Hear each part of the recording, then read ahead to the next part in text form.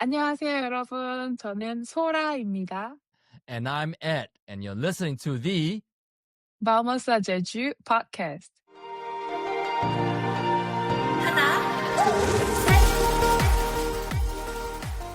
So I'd like to welcome all of you to the Vamos a Jeju podcast. So this is a podcast for DIY traveler who want to discover the culture, peace, and the nature beauty of Korea's Jeju Island. Yeah, we would love to show you why you too should come to Jeju. That's why it's called Vamos a Jeju. And in the next few episodes, we're going to talk about some places you must go in Jeju and some tourist traps to avoid, and also why Jeju is so perfect for DIY travelers. But for today's show, we're going to introduce you to Jeju. Okay, so I think before we start talking about Jeju, we should talk about Korea first, briefly. So let me start with South Korea.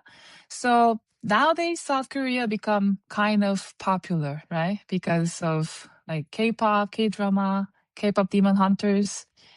So South Korea is a beautiful country located in East Asia near Japan, China, and the size is roughly similar to Portugal in Europe, right? So it's quite small country. And the population here is 52 million in a very small country, right? So now I can talk about Jeju a little bit.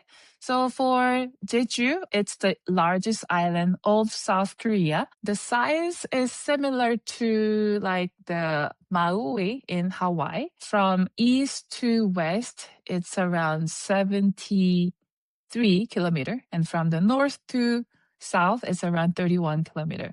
So it sounds quite small, right?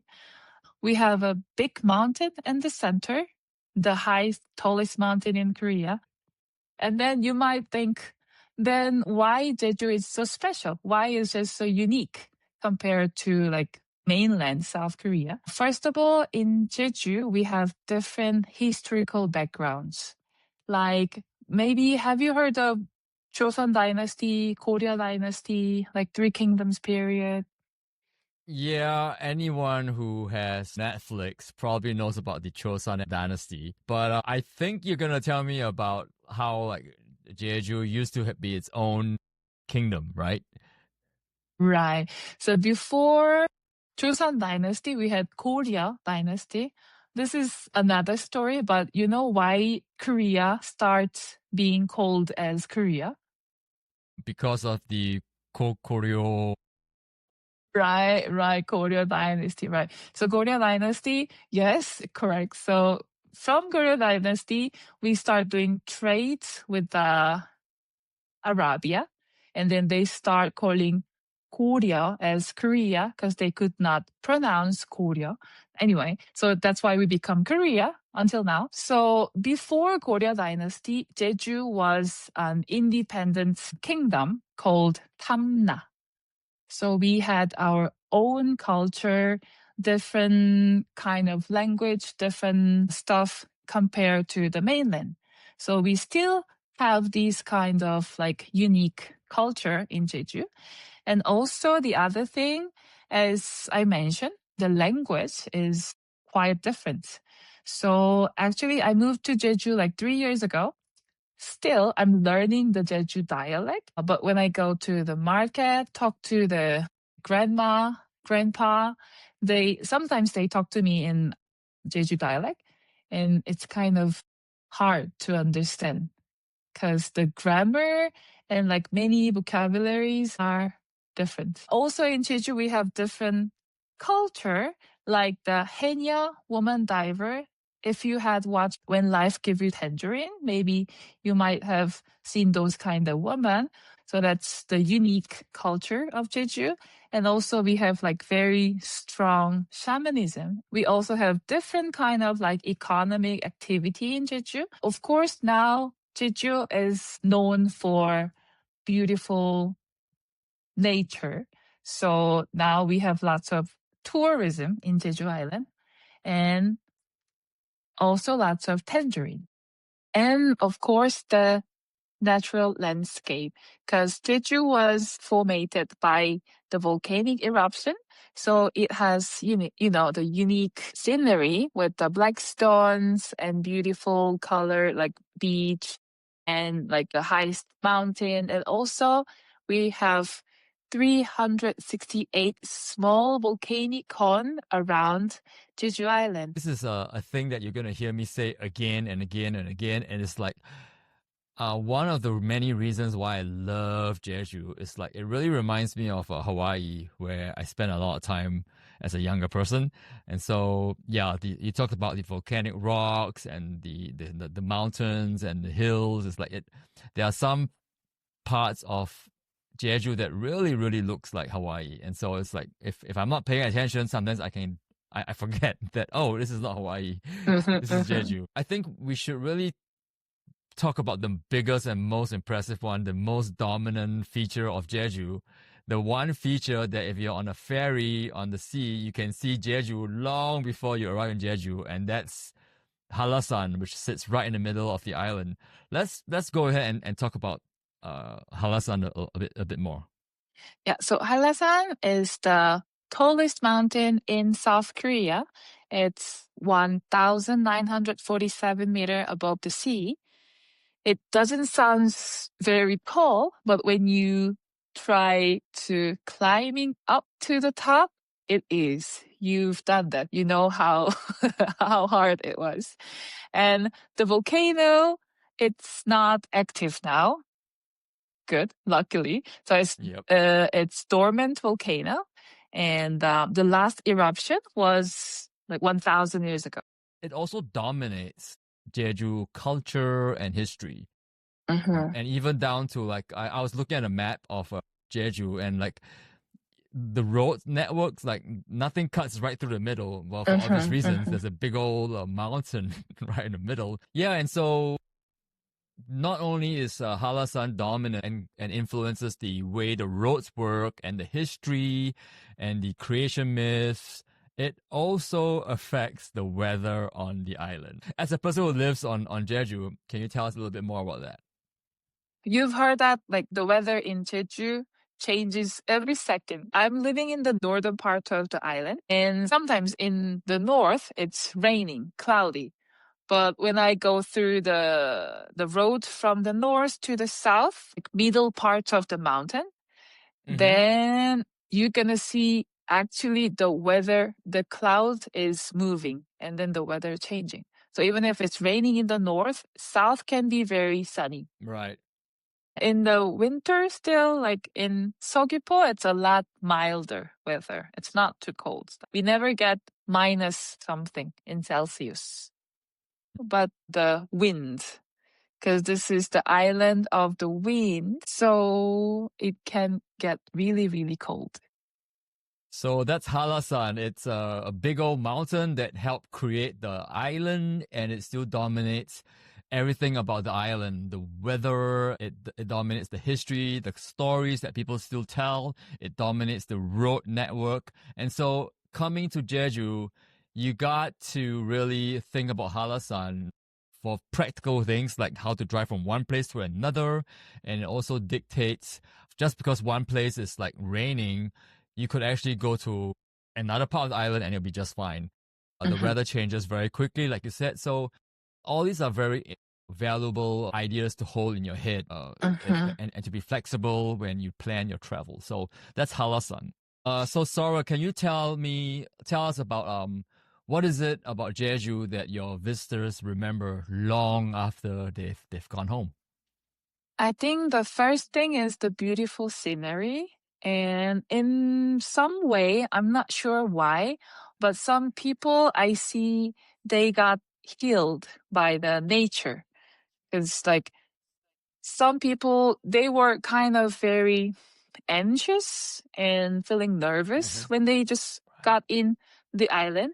But after a few days, they become very calm. And sometimes I see a woman who was tearing up after seeing beautiful scenery. I don't want to give up on my macho-ness, but I've definitely teared up a few times while Yay! Where did hiking. you? Well, the first one was the first time I climbed up Songsan Ilchubong, and then another one was at Hallasan. It's Really? Yeah. yeah. It is just it takes my breath away on three levels. Like number one for Hallasan, it literally takes my breath away because it's a hard climb. Number two, the beauty is just breathtaking.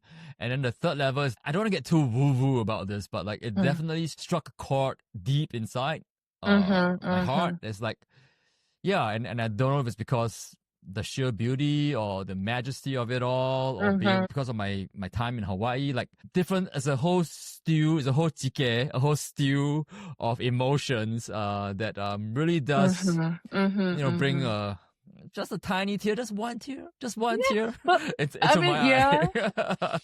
it's very hard to explain, but when you, I don't know, it's very hard to explain. You have to come and see and then feel those calming energy that Jeju gives you. So after I do the like inbound tour, sometimes we do like interview for everyone, like what was the most memorable for you during Jeju? And many of them told me that the resilience of the woman diver, haenyeo.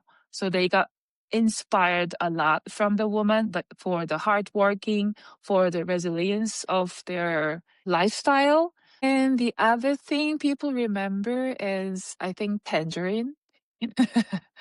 Because, like, especially if you come to Jeju during November, December, you're gonna see beautiful, like, tangerine farms everywhere. And it's really delicious. So I can just imagine people in the US or in the Western, in Canada or even Mexico going like, well, we've got mandarin oranges here. Like, what's the difference? So actually, if you come to Jeju, you can taste like many different kinds of tangerine, like at least 5, 10.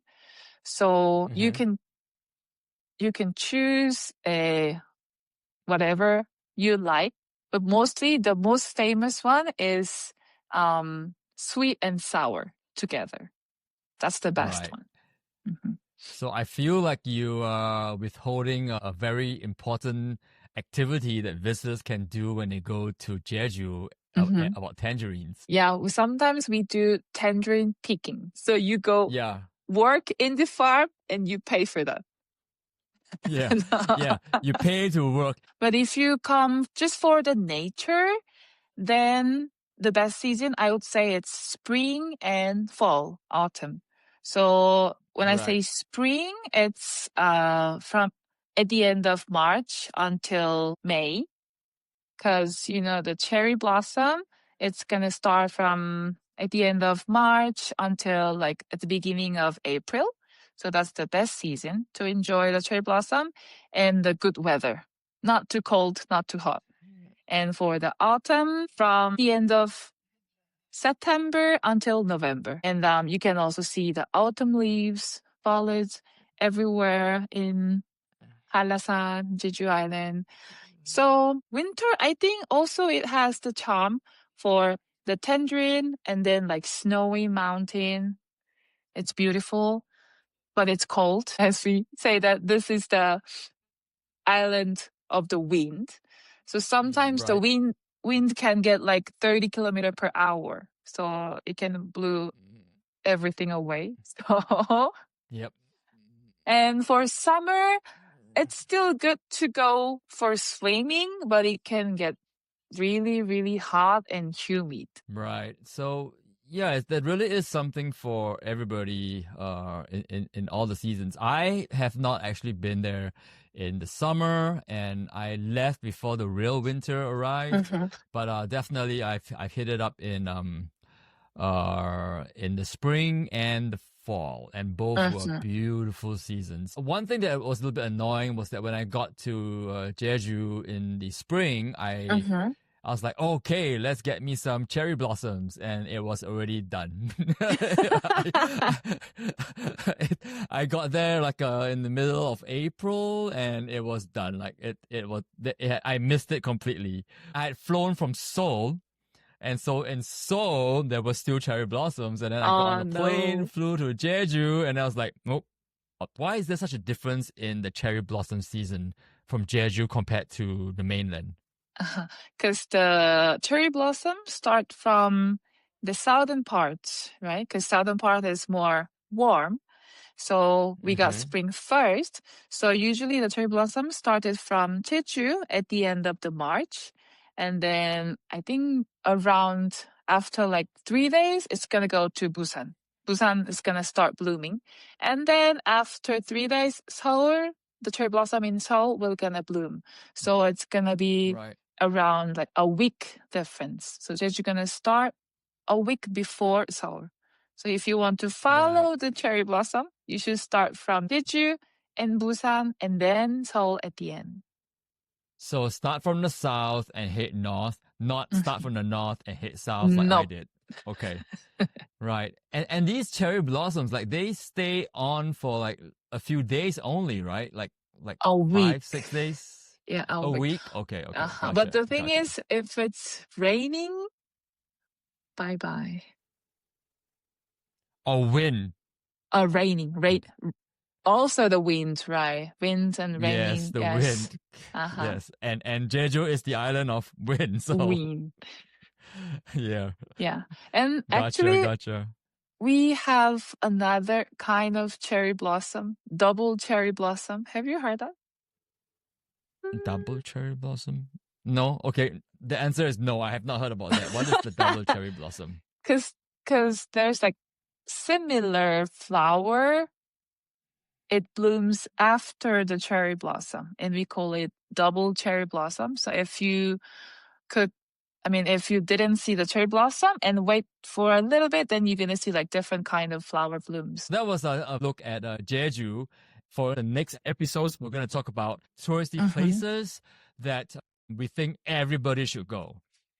We're gonna talk about Samsan, Sunrise Peak, because this is the best place I think in Jeju, like as a nature beauty, and also you can see the haenyeo woman diver. We have so many things to talk about. And that's why we have a whole episode dedicated to like places that everyone should go with Sora.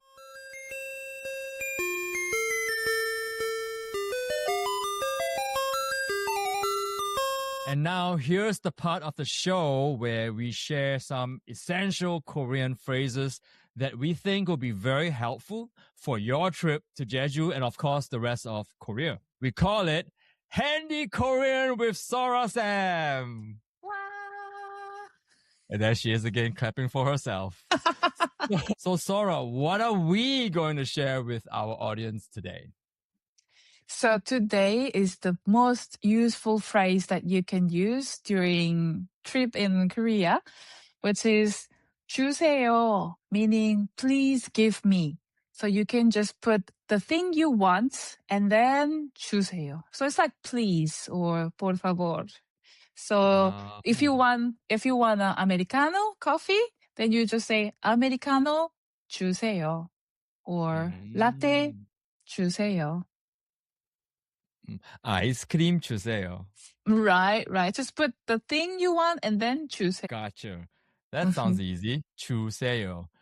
So it is not exactly like please, right? Like in English, you can just add please to something, but in this context, the chu part actually means give.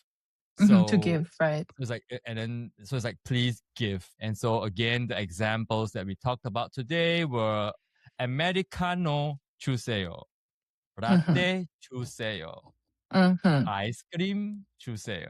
That is more than enough for your first time visit to Korea and we hope Jeju. If you like to see all these phrases we just talked about today, we have them all in our show notes, so be sure to check that out. Now, if today's show has gotten you thinking, whoa, I really want to go to Jeju too, we've got something for you. We've taken all that we know and we've put it into a 14-part email series for the DIY traveler.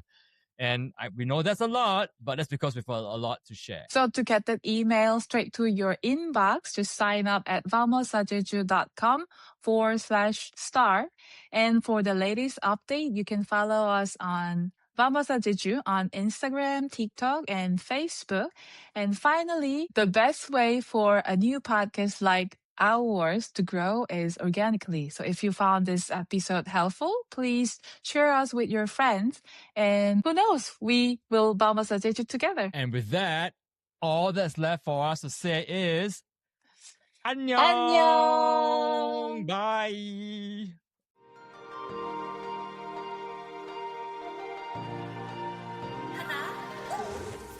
Get all our latest articles, videos, and resources on Jeju DIY travel, culture, and history at vamosajeju.com. That's VAMOSAJEJU.com. If you would like to get updates about Jeju or even Korea sent straight to your email, sign up for our dispatches at vamosajeju.com/update. And finally, the best way for a new podcast like this to grow is organically. So if you found this episode helpful, please share us with a friend. And who knows, maybe you'll Vamos a Jeju together this year. The Vamos or Jeju podcast is part of the Passport Optional Network.